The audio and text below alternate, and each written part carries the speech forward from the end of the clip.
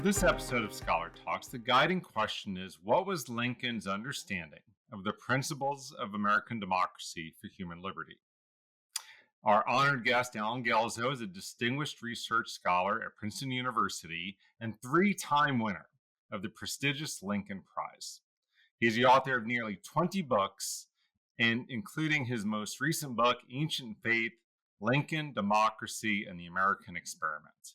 He has generously appeared on Scholar Talks before to discuss his books on the Lincoln-Douglas debates and also on the Battle of Gettysburg. I am Tony Williams, Senior Fellow at the Bill of Rights Institute, and I'd like to welcome you to another episode of the Scholar Talks American Civil War series.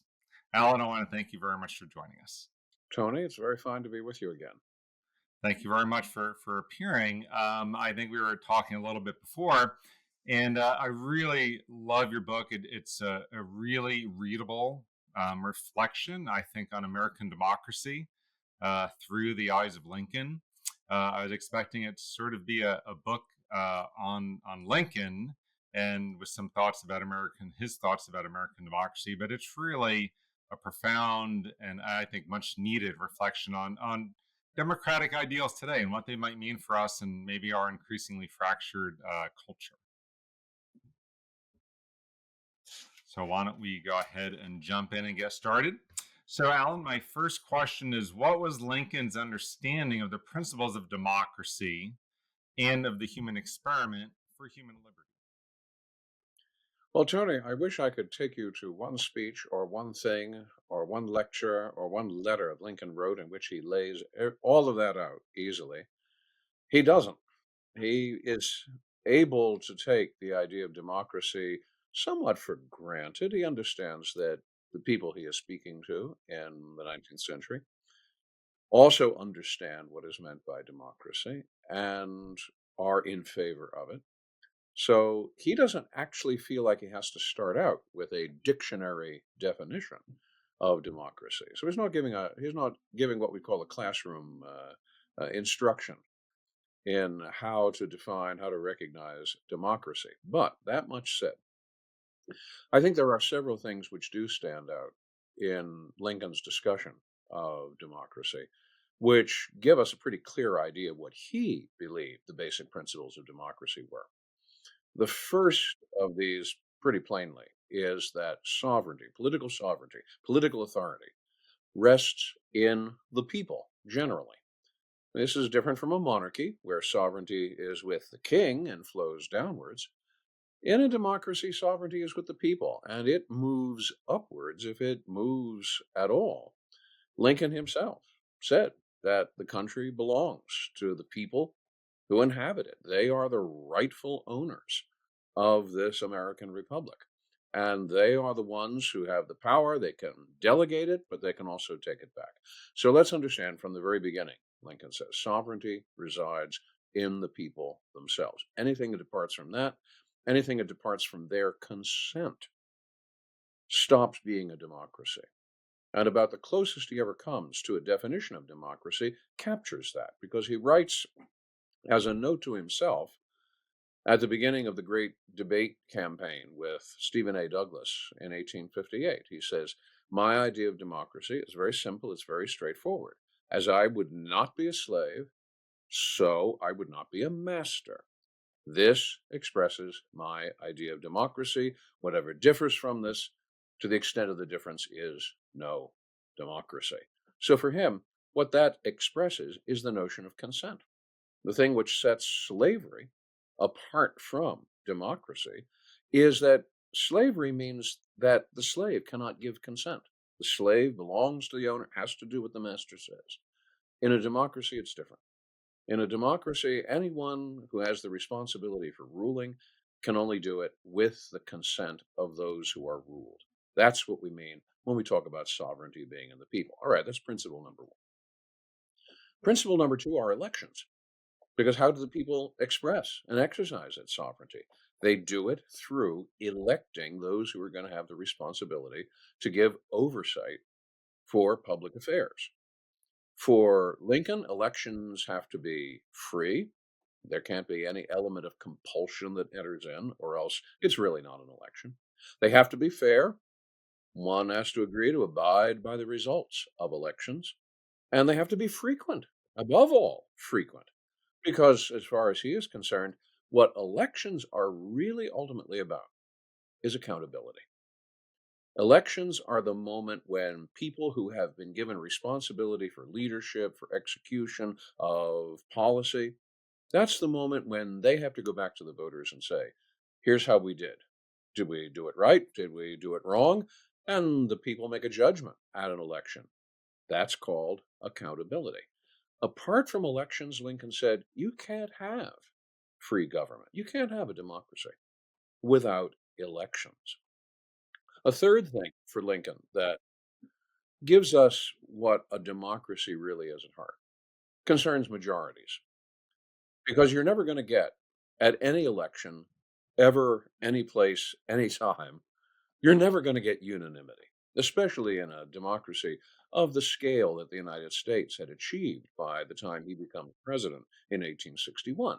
You're simply not going to get unanimity. All right, if you're not going to get unanimity, then the decision-making responsibility has to lie with a majority. So majorities rule. Sovereignty in the people, you move to elections. When elections take place, what do you discover? You discover who the majorities are. So the majorities have the right to rule. But, and here's what's the connection to majority rule, majorities don't suppress minorities.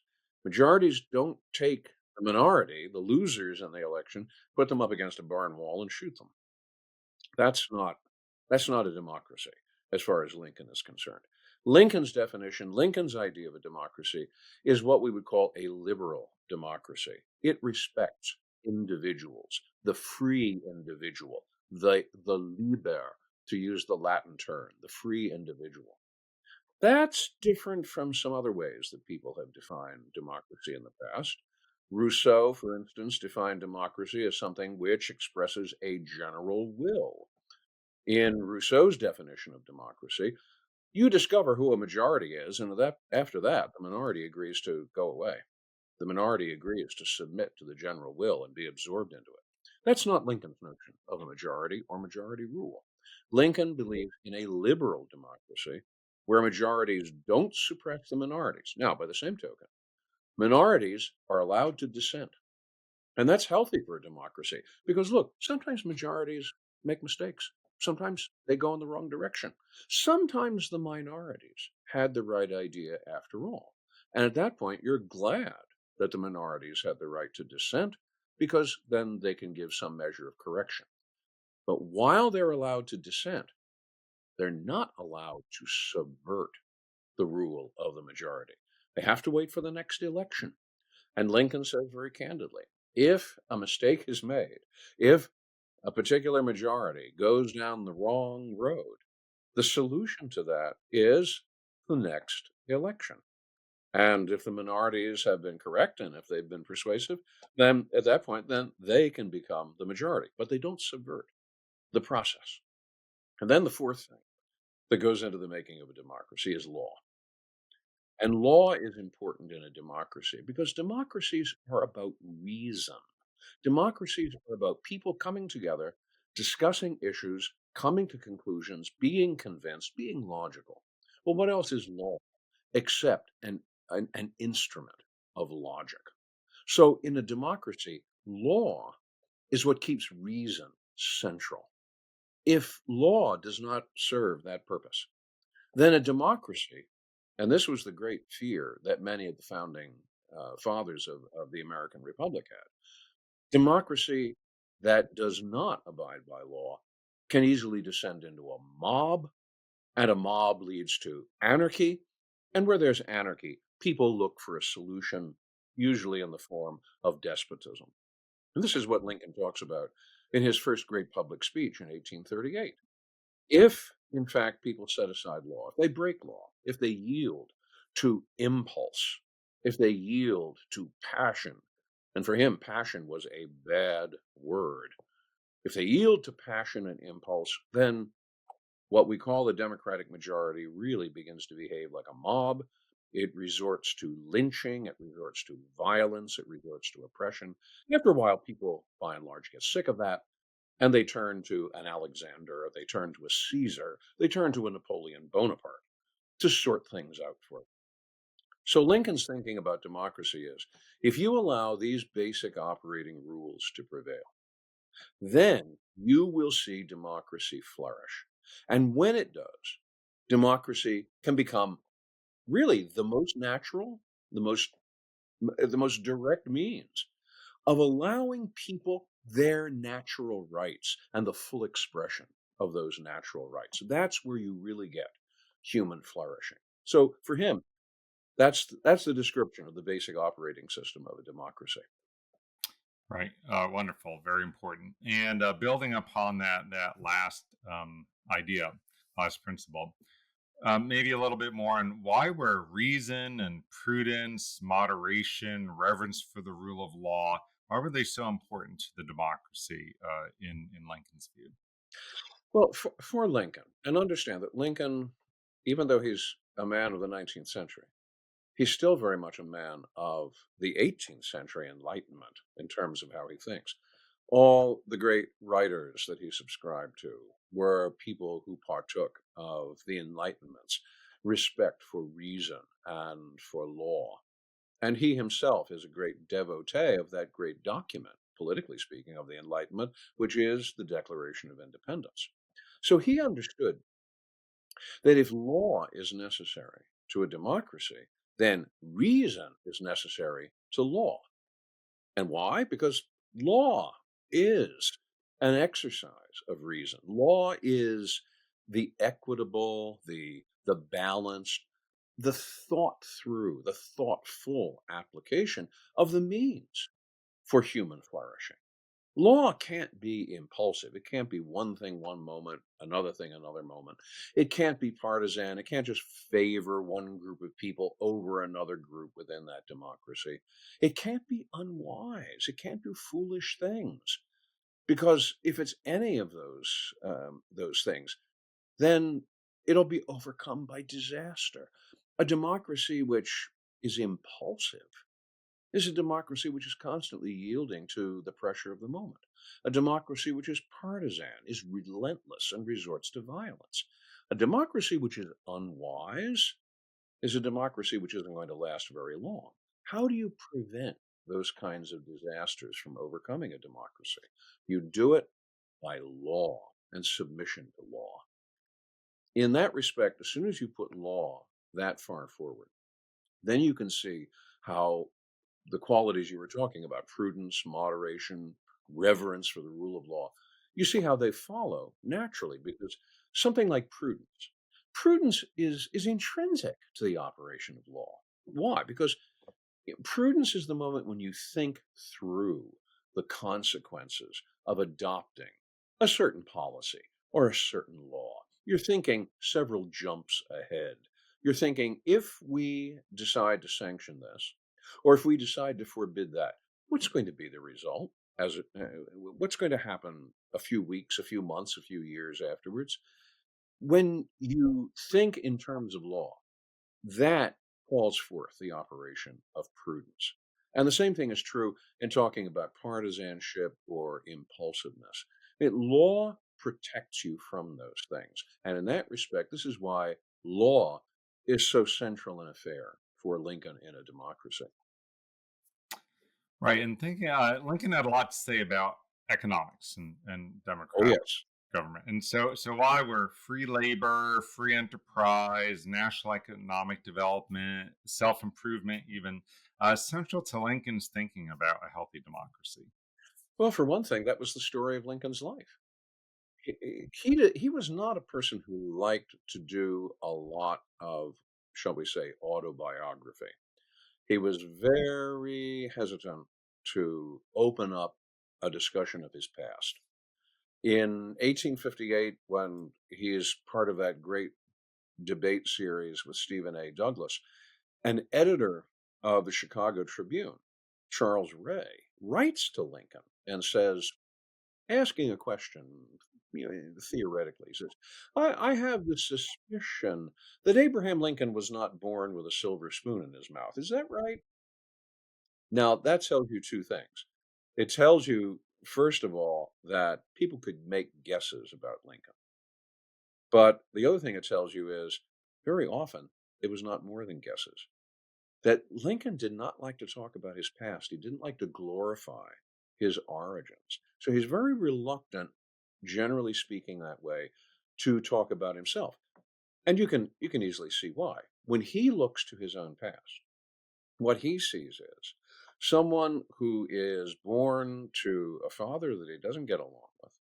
He's born in rural poverty. He's born in a log cabin. He's born in a frontier society, which is pretty rough and ready. And one person who really got after him to try to find out details about his early life, Lincoln responded and said, hold on, I have seen a great deal of the backside of the world. So he did not, in the way that we sometimes uh, cast this legendary aura around Lincoln, he didn't glorify those very humble backwoods origins. He was afraid people would try to use those origins to gain political advantage over him, to embarrass him, to make him look like he was just simply the product of the crude frontier. So most of the time, almost all of the time, he will not want to talk about himself. But there is one aspect of his life that he does talk about, and that is that he started poor, well behind the economic eight ball, but by sheer dint of application, by working hard, by seizing every opportunity as it came to him, he made of himself something very different. He was giving a speech in the 1850s, and he saw a friend of his in the audience, a man named John Roll. And he pointed to Roll and said, now there is my friend Roll. He started out the same way. He started out no better than a slave. And now look how successful he's become. And then Lincoln added, I used to be a slave, but now they let me practice law. I'm so free. What he meant by that was not that he had literally been in slavery. It's that growing up, his father put him out to work at a very early age, and everything he earned went to his father. It wasn't until he turned 21 and could strike out on his own that he was able to keep anything that he had earned for himself. So he looked back on that as a way of showing how, in the democratic environment of America, people could start out well behind the line and yet make of themselves something that everyone had to respect as successful. And he would say, basically, if I can do it, everyone can do it. And anything which would have prevented me from doing it, that is a conflict with democracy. That, in fact, is why he is so opposed to slavery. Because slavery says to the slave, you're born a slave, and not only are you born that way, you're always going to be a slave. You've got no incentive to make yourself better. You can't make yourself better. Because in the eyes of the law, you don't even exist as a human being. So his notion of a democracy is a democracy in which people can transform themselves. And in that respect, what a democracy does, it gives that opportunity for self transformation, that opportunity to exercise liberty, the opportunity to exercise other natural rights. And for him, that opportunity is what his whole life was about. And he will say very frankly to people that, at least in terms of economics, he'll say 25 years ago, I was a penniless, friendless young man, a stranger, working on a flatboat, and now you see how I've been able to advance. And I want that opportunity, Lincoln says. I want that opportunity for everybody. He wants as open an economic society as he wants an open political society. Now that meant for Lincoln that government had a significant role to play in the lives of citizens, but it was a role which was geared towards enablement. He said in notes that he made in the 1850s, government should look to do only the things that people cannot do for themselves in their individual capacities. I mean, he's not a libertarian, he's not an enemy of government, but he is suspicious of power. So for Lincoln, whenever the government does act, what it should do is it should act for the enablement, and especially the economic enablement of people, not for their manipulation, not for their repression. Government should, for instance, guarantee a free and level playing field. It can do things which will enable commerce to flourish. This is why Lincoln becomes a Whig in his earliest political years. He joins the Whig Party as it was founded by Henry Clay. And what are the three great objects of the Whig Party? First of all, it's infrastructure, what they called internal improvements then. Infrastructure, because infrastructure helps people get the goods that they have on the farm to market. And there they can turn them into cash and buy things. So infrastructure is important for enabling people to interact with markets. He wants, as the Whig Party always agitated for, a national banking system. Why? You need a national banking system so that everyone is dealing with the same currency. That speeds up commerce. That enables people. And then you want protective tariffs. You want protective tariffs because the United States is a young republic, and it's going to have to compete with the established economies of other nations, and especially Great Britain. So, in order to enable your people, you protect them from the British dumping cheap goods on the American economy and continuing to make the American economy dependent on the British Empire. Even though we get independence, politically speaking, from the British in the end of the American Revolution, what Lincoln was worried about was are we going to get political independence, but nevertheless still be economically dependent on Great Britain? Tariffs are going to move us in that direction. All three of those have as their common denominator the idea that the purpose of government, especially in the economy, is to enable people to rise from whatever position they've become, uh, whether they've been born in, to become something entirely new if they wish it to be. Right. And what mores, habits, character did Lincoln believe that were necessary for free government to thrive and had to exist among the people? Well, you use the term mores, which is an interesting term because it was the term that Alexis de Tocqueville used when he was doing his famous tour of America early in the 1830s. Tocqueville, of course, is a Frenchman. He is very sympathetic to the American experiment in democracy, and he feels that he has to explain and defend and justify it to his fellow countrymen in France and to other Europeans. And one of the things he discovers is that in this American democracy, and the book he writes, of course, he entitles Democracy in America, one of the things which makes the wheels of democracy go, which makes those rules I was talking about, makes them move the way they move, the oil for them, so to speak, are these mores, these habits, the kind of character that Americans had. And as far as he's concerned, the mores of Americans can really be distilled down to four things in terms of supporting democracy. One is an assumption that property and the ownership of property is a good thing.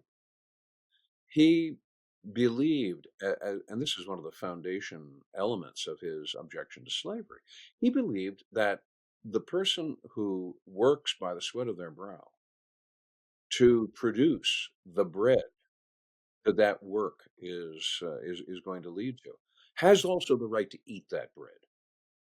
That you simply do not say to someone, "You work and toil and earn bread, and I'll eat it." That, he said, that was no different from the tyranny of kings.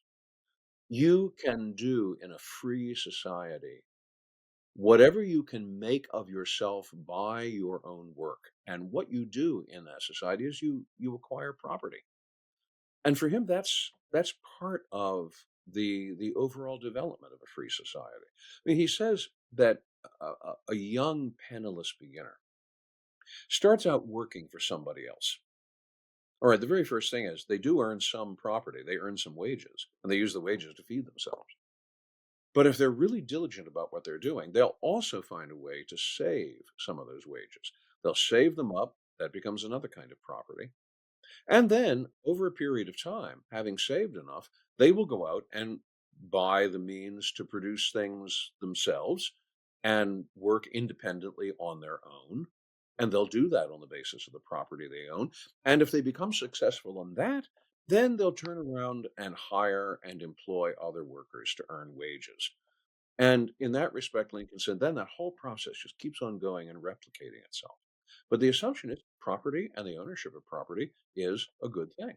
He was very clear and he said, we do not advocate any system that prevents people from acquiring property. To the contrary, we want people to acquire more property. And this, once again, marches against the idea of slavery, because one thing a slave cannot do is acquire property. All that a slave does is to generate the value or the property that someone else appropriates for themselves. So, respect for property. Religion is another moray that is important for Lincoln, which is interesting because Lincoln was not visibly very religious himself. He's the only president who has never joined a church, never participated in any significant or noticeable way in religious functions. And yet, he does appeal often, frequently, to the direction of divine providence, to God. And especially as you move into the years in the 1850s, when he advances to the forefront of opposition to slavery in America, he will appeal to natural law as given by God as a way of saying, no, you don't simply enslave someone. There is something that is wrong with that, morally wrong with that. And the reason that it's morally wrong is it violates natural law. Well, if natural law exists, then logically speaking, somewhere along the line, there is a lawgiver. Over the course of the Civil War, we will find Lincoln appealing more and more to Providence, to God. And finally, in his second inaugural, which he delivered some 6 weeks before his assassination, he will talk about the judgment of God in a way that no other American president has ever done in any public speech. So there is an interesting movement in Lincoln this way. And yet, even there, it's not a formal, recognizable theological interpretation of God that he speaks of in the second inaugural. And yet he's recognizing that there is an important element of religion, um, part of these mores, these habits, to which he should appeal. A third kind of moray is his respect for toleration. I mean, this is a man who, in part because he does not have any very closely defined religious commitments, is willing to indulge the religious commitments of others.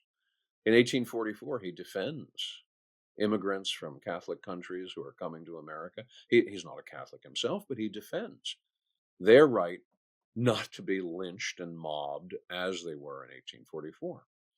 During the Civil War, he warns his officers it's not the business of the government to meddle with the churches. He appoints the first Jewish chaplains for the U.S. Army. He revokes Ulysses Grant's infamous General Order Number 11, which was supposed to expel Jews from Grant's camp. He revokes that order. Like, like George Washington writing to his famous letter to the Newport Synagogue, Lincoln believed that the American democracy gave to bigotry no sanction. And he extends that sense of tolerance even over slavery. And what I mean by that is this: he does not condemn the Southern people as evil for being slaveholders. He says if we of the North lived in the South, we'd probably be doing the same things that Southerners do. If Southerners lived in the North, they'd be opposed to slavery just as we are. He doesn't stand apart and point his finger and say, you are beyond the pale. He will, in fact, say in 1862, I shall do nothing in malice. What we are dealing with is too great for malice. And at the very end of the second inaugural, he'll talk about having malice toward none and charity for all. So he's a man for whom toleration is yet another democratic habit. And finally, I'd have to say that elections, I said elections were part of the operating rules. Well, yeah, they are. But elections are even more than that for Lincoln. Elections are a kind of lung for democracy. Elections are how democracies breathe. And he's always interested in elections all through his political career. He is involved in electoral politics right down to the precinct level. I mean, he's writing instructions as to what precinct captains are to be doing and what their responsibilities are. And even while he's president, he's keeping detailed records of how people are liable to vote and how their states are liable to vote. He thinks that elections are just this incredibly important aspect of a democracy, and for him, they're almost a matter of cultural enthusiasm and celebration. So he really does love elections. And yet, I'll say this: having said these things about the mores Lincoln sees in democracy, as much as he understands these and as much as he works within them, he also realizes their limits too. When he talks about religion, people sometimes have the idea that they could cash in on that.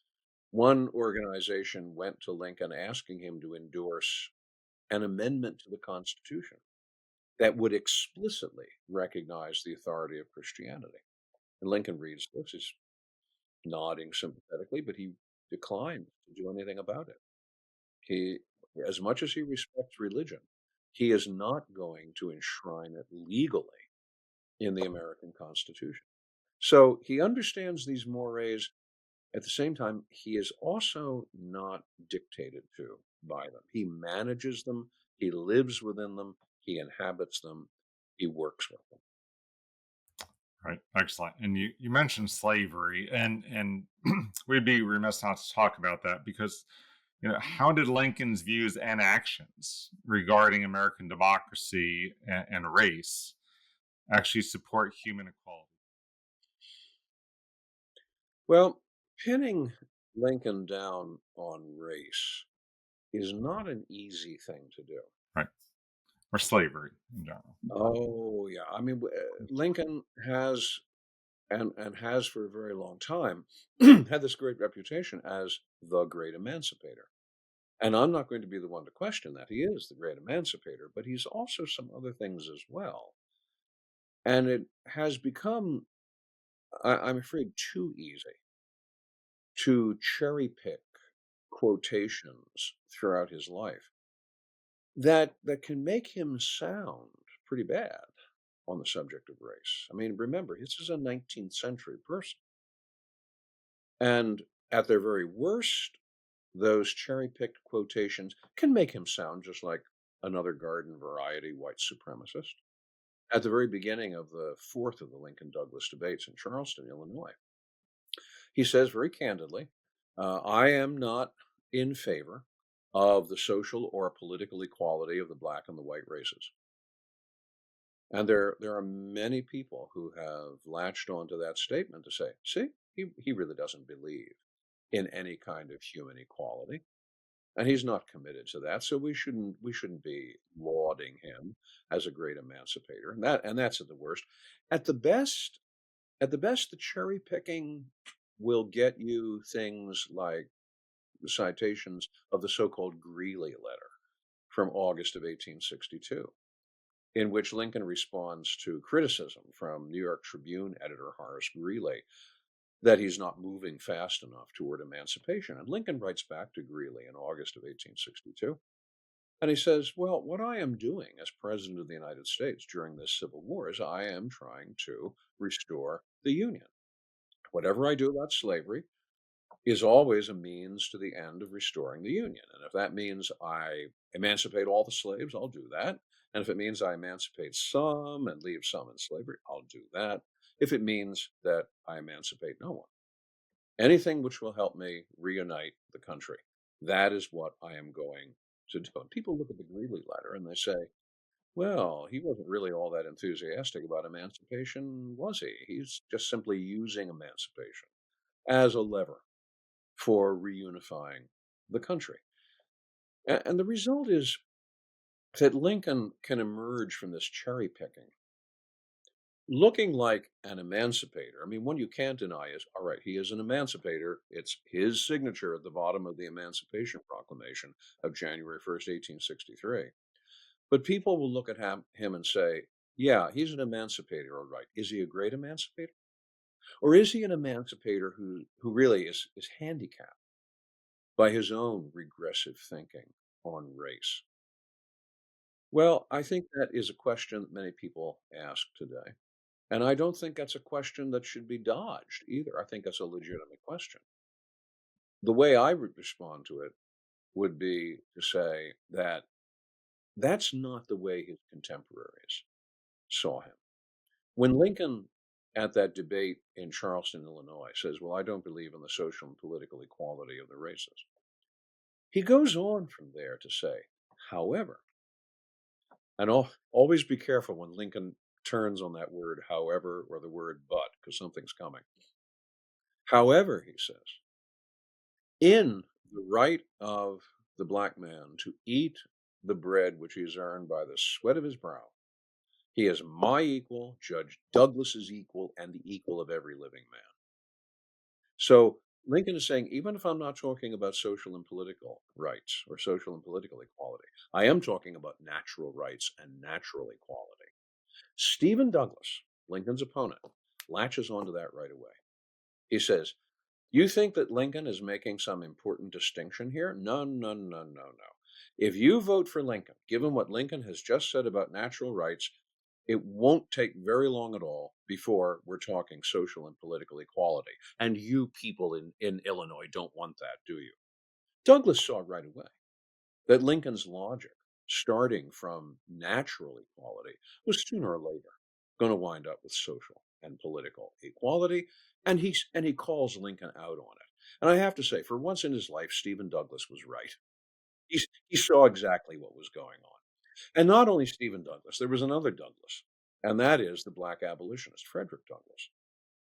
Frederick Douglass, for the first 2 years of the Civil War, had been a very severe critic of Lincoln. Like Horace Greeley, he wanted Lincoln to move and to move forward dramatically on the subject of abolishing slavery. And Lincoln doesn't seem to get the memo. And that frustrates Douglas. Finally, in 1863, summer of 1863, Douglas is invited to meet with Lincoln. And when he does, it is an epiphany. Douglas comes away from that meeting with Lincoln telling people, I went to see the President of the United States, and he spoke to me as one gentleman speaks to another gentleman.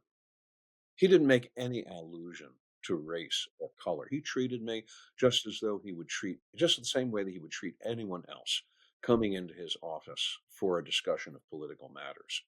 And Douglas's respect for Lincoln only grows exponentially after that, until finally, after Lincoln's death, Douglas gives this great eulogy at the Cooper Institute in New York on the 1st of June, 1865. He speaks of Lincoln as preeminently the black man's president. And Douglas, in fact, isn't the only one who will speak that way. Lincoln welcomes this procession of the black leadership of America to the White House. And he's doing things on a scale and in a fashion that is simply without any kind of precedent from the previous 15 presidents who had occupied the executive office.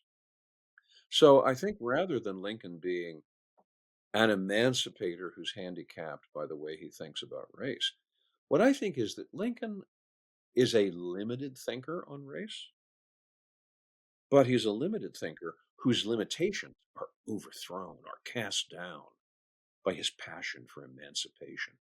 Emancipation is what governs him. He wants people to be free. And if that means he's got to set aside whatever prejudices his culture equipped him with on the subject of race, all right, he'll set them aside. Right. Excellent. And so, our final question in a nutshell, maybe what civic virtues can Lincoln maybe offer us in thinking about our own citizenship? Maybe introducing a little bit more moderation, decency. I know a lot of people talk about our increasingly fractured culture, our divide. What can Lincoln teach us, if anything? Well, I think there are several things that Lincoln might suggest to us as ways of healing some of the raw places in democratic exercise today. One thing I'm One thing I feel certain he would exhort us to do is to understand the issues. Don't just react to them. Don't resort to passion. Don't resort to caricature. Understand the issues. One of the things that made Lincoln the the statesman that he was that he excelled at seeing right to the core of a problem. And it's something he works very hard at. He says to his secretary, John Hay, in May of 1861, the Civil War has been going on now for a little more than a month. And Lincoln says to Hay, you know what the fundamental issue in this war is? It's not just about the two sections, North and South. It's not even just about slavery. It's about whether democracies are condemned to fly to pieces the first time they hit a really divisive problem. And of course, slavery was a really divisive problem. He understood the Civil War as being a kind of referendum, kind of final exam for Americans on whether they could really make this democracy thing work. And he sees right away that's the fundamental issue that is at stake in this war. And that's something that he comes back to again in the Gettysburg Address. Because at the opening of the Gettysburg Address, what does he do? He takes us back to 1776, 7 years ago. And he says that at that time, this nation was founded on a proposition that all men are created equal. Well, what is happening? Now we're in a civil war, and the Civil War is the test of that. And having passed the test thus far, especially at the Battle of Gettysburg, he exhorts people to go on to a new dedication, a new birth of freedom. He really understands what the fundamental issues are about, and we should too. That takes some time, it takes some work. You might say that it takes some research, but that labor is necessary to the functioning of a healthy democracy. I think we could also say that Lincoln would like us he would like he would like us to love democracy. Not just to say, all right, it's nice, yes, it's okay, that's what we've got. He would like us to love it. Uh, one one member of the Lincoln administration in the War Department made a comment about Lincoln that Lincoln, night after night, would work late and hard without being wilted by it. This was a man named Charles Dana, and Dana said that Lincoln always seemed as ready for the next day's work as though he'd done nothing the day before. He loved the labor of democracy, and we should too. We shouldn't regard it as an imposition on our private lives. It's our public life. We should embrace it. We should learn, I think, too, the organization. We should learn how the democracy is structured, how it operates. John Hay, his secretary, wrote in his diary in 1863 that he was just amazed at how Lincoln understood the organization of the government, which is really remarkable when you consider the fact that Lincoln had never been a U.S. senator, never been never been the governor of his home state of Illinois. He'd never even been the mayor of his hometown of Springfield. But when he becomes president, he really learns the organization. And Hay said that Lincoln Lincoln would sit there like a backwoods Jupiter and manage this war, manage foreign relations, plan reconstruction all at once. Hay said, I never knew with what authority he rules the cabinet. The most important things he decides, and there is no disagreement. He learned how democracy operates and how it functions, how all the wheels turn. And we should too. I think perhaps the most important thing we can learn from Lincoln that way is about resilience. The resilience of democracy and the resilience of ourselves in a democracy. Lincoln did not think he was the most important character on the stage. There was a certain humility. Here, this is a man who gets criticism all the time, and he has to deal with some recalcitrant figures during the Civil War. Maybe the most recalcitrant was General George McClellan. But at one point, Lincoln once said, I would hold McClellan's horse if only he would give us victories. He is willing to absorb punishment. That's what resilience is about. He's willing to absorb punishment on behalf of democracy. He made a comment on one occasion. This is in 1863. I have endured a great deal of ridicule without much malice, and much kindness not quite free from ridicule. I am used to it. And I think it would be a marvelous thing if we understood, first of all, how resilient democracy really is. It's not fragile. Authoritarian regimes, dictatorships, they're fragile. That's why they come and go so frequently. Democracies are resilient. They can absorb a lot. And Lincoln is an example of how a democratic leader is able to absorb challenge and crisis. And that, I think, is a useful example to all of us as we go through what is really an age of crisis and anxiety in our own democracy. I think the habits of resilience are ones that we can develop for ourselves and be confident of in our democracy. And I think those are some lessons that Lincoln can offer us, some examples, even after 158 years. Right. Well, some really beautiful concluding thoughts to our conversation. And Alan Guelzo, I want to thank you very much for joining us, and congratulations on your new book, Our Ancient Faith. Well, thank you very much. Thank you very much, Tony. It's good to talk with you and to be able to talk about Lincoln for all of your viewers. Indeed. Thank you. And thank you all for joining us on this episode of Scholar Talks. Please check out the other interviews and our American Civil War series on our channel. Thank you.